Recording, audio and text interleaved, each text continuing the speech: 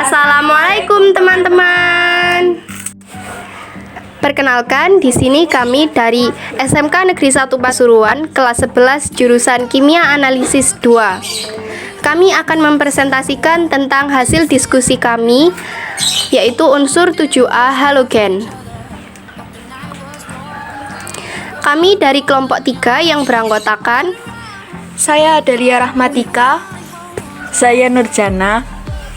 Saya Nurjan Ashari. saya Nur Sakina, saya Rizka Ardianti Syafei, Dan saya Wela Sukmasari.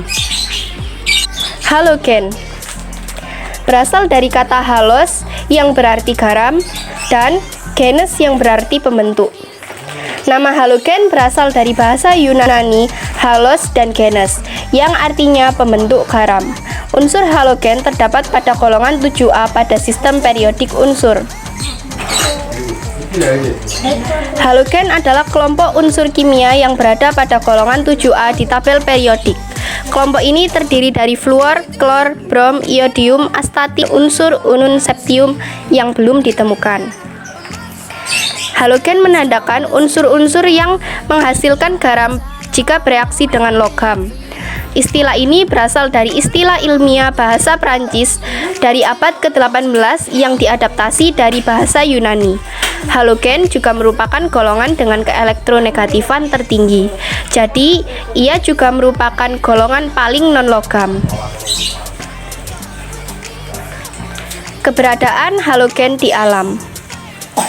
Halogen tidak ditemukan di alam dalam keadaan bebas karena sangat reaktif. Unsur-unsur ini terdapat di alam sebagai senyawa garam. Fluorin terdapat dalam fluorid dan kriolit. Bromin terdapat sebagai garam-garam natrium dan magnesium. Diperoleh air garam alamiah dari sumber mata air di Michigan dan Arkansas. Bromin juga diekstrak dari air laut dengan kandungan hanya sebesar 82 ppm. Klorin terdapat dalam air laut sebagai natrium klorida dalam bentuk ion klorida. Unsur ini adalah bentuk garam dan senyawa lain yang tersedia di alam dalam jumlah yang sangat berlimpah dan diperlukan untuk pembentukan hampir semua bentuk kehidupan, termasuk manusia. Iodin terdapat di alam dalam bentuk senyawa iodat dan iodida dalam lumut laut. Wujud dari halogen tertera pada tabel bahwa titik didih dan titik lele dari fluorin ke iodin bertambah pada ruang 25 derajat Celcius dalam 1 atmosfer.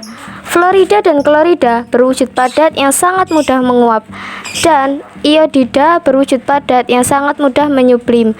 Titik didih dari atas ke bawah semakin besar karena molekul diatomik halogen yang bersifat nonpolar, sehingga interaksi antar molekulnya adalah dengan gaya London. Gaya London makin besar jika molekul Mr-nya juga semakin besar. Wujud unsur-unsur halogen. Yang pertama adalah fluorin. Fluorin itu berbentuk gas yang berwarna hijau pucat. Yang kedua, klorin yang berwujud gas yang berwarna kuning kehijauan. Bromin berbentuk cairan yang berwarna coklat kemerahan. Iodin adalah benda padat yang berwarna abu-abu yang menyublim menjadi uap menjadi warna ungu. Dan astatin adalah benda padat dan mengandung daya radioaktif. Wujud dari setiap unsur itu akan mempengaruhi titik lele dan titik didihnya. Jika semakin padat, maka semakin besar juga titik lele dan titik didihnya. Di sisi lain, semakin ke bawah dari tabel periodik, maka kerapatan dan jari-jarinya juga semakin meningkat. Seperti pada tabel, contohnya pada fluorin dan klorin.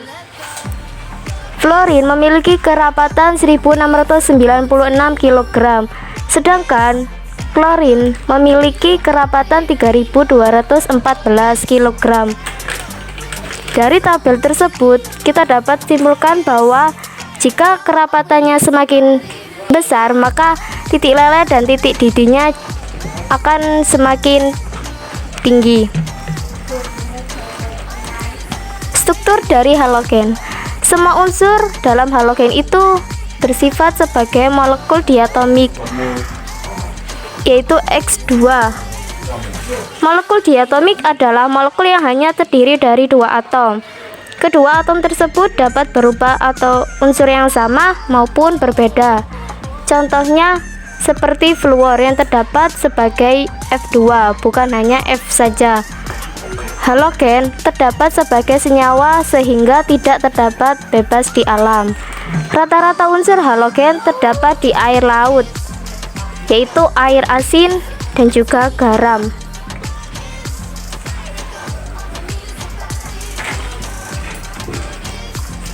Sifat kimia halogen.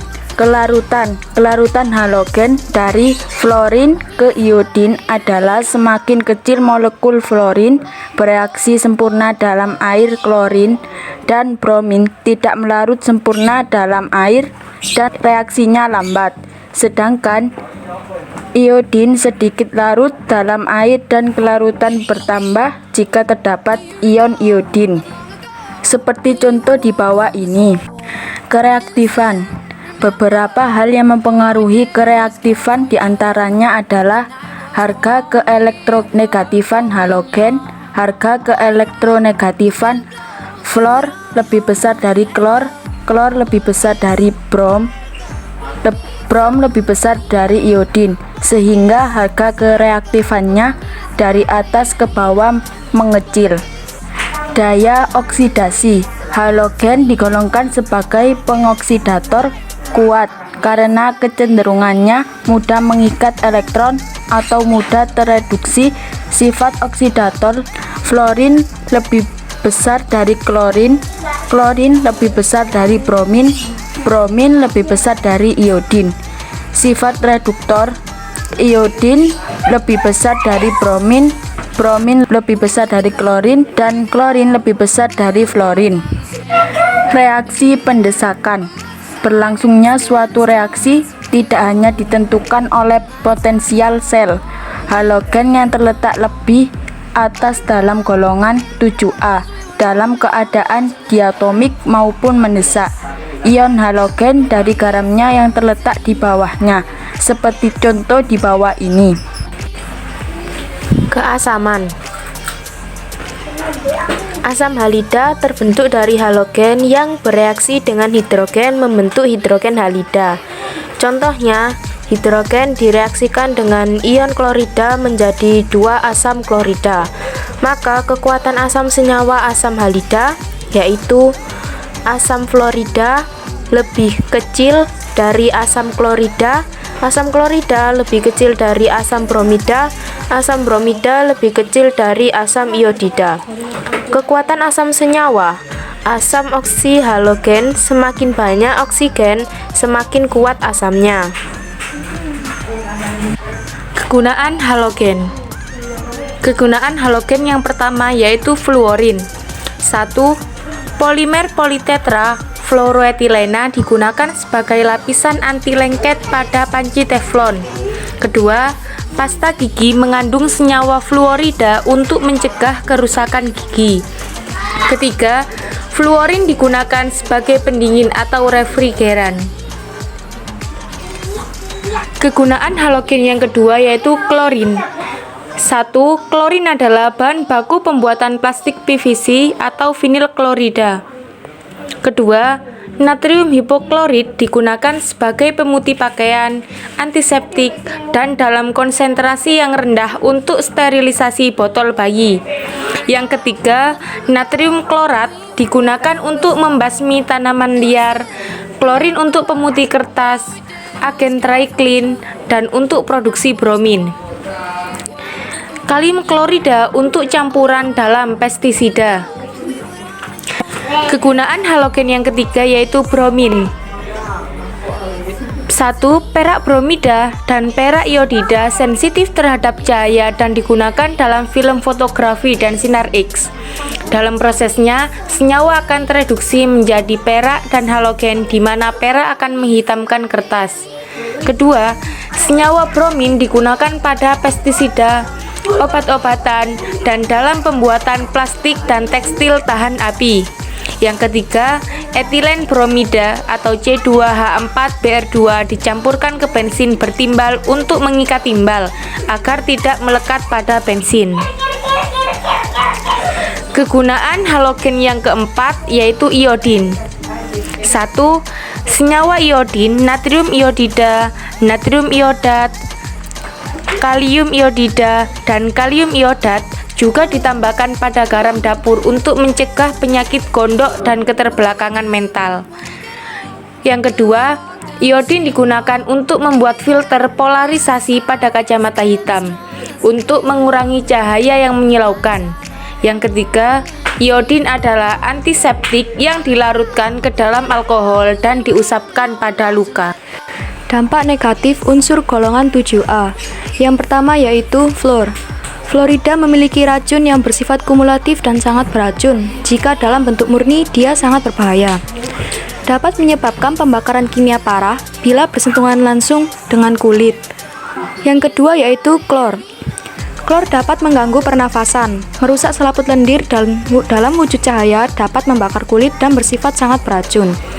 Klorofluorokarbon yang terlepas ke udara dapat menimbulkan kerusakan pada lapisan ozon. Yang ketiga, bromin. Dalam bentuk gas, brom bersifat toksik. Dalam bentuk cairan, zat ini bersifat korosif terhadap jaringan sel manusia dan uapnya menyebabkan iritasi pada mata dan tenggorokan. Yang keempat, astatin. Astatin tidak terjadi untuk setiap batas yang signifikan dalam biosfer dan biasanya tidak pernah menimbulkan risiko. Yang terakhir adalah iodin. Kristal iodin dapat melukai kulit.